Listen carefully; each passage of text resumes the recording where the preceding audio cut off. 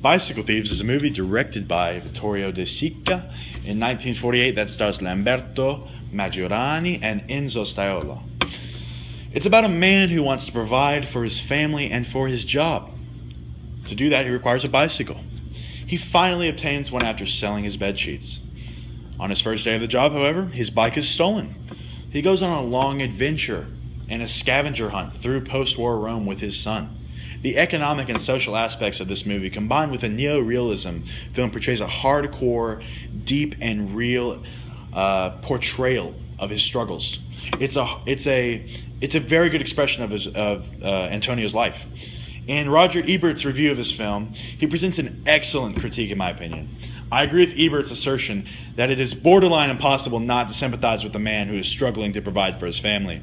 As Ebert states, a man loves his family and wants to protect and support them. Society makes it difficult. Who cannot identify with that? I agree wholeheartedly with Ebert on this. He also makes a great point by saying it's a Marxist story. So when he says that, it really, honestly, this movie made me feel like I wanted to align a little bit more with socialism now, because I feel like this man, it was written by an Italian communist, as it says in Ebert's review, it was written by an Italian Communist Party member, right? Especially after post-war Rome, when they have all this depression and this very hardship and they're struggling economically. A lot of people say socialism is the answer. So this is just one look into one man's life. Imagine the thousands or hundreds of thousands of people suffering. It's just a great movie, in my opinion. I really enjoyed it. Marxism has a negative connotation.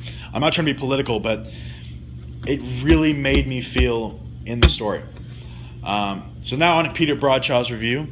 In contrast, Peter Bradshaw, I just disagree with how he's criticizing Antonio for lack of expression to Bruno. Because, in my opinion, Antonio loves Bruno so much that he's sucked into finding his bike so he can provide for his family. Because without the bike, he can't get money. It's a good paying job, but you need a bike, and especially when it's such a competitive job market, everybody else wants to steal your job. That he has to find it. So Bruno is extremely also to back up my opinion on what Bradshaw said, or my dissertation. Bruno is extremely understanding of his father's hardship, and therefore understands why his father can be sometimes a piece of crap.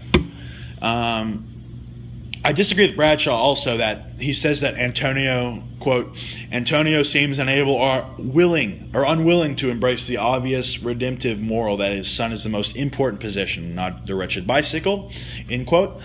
Well, in my opinion, without the bicycle, what can he do for his son? The basic needs come first always. And to get that, you need the bicycle to provide for your family.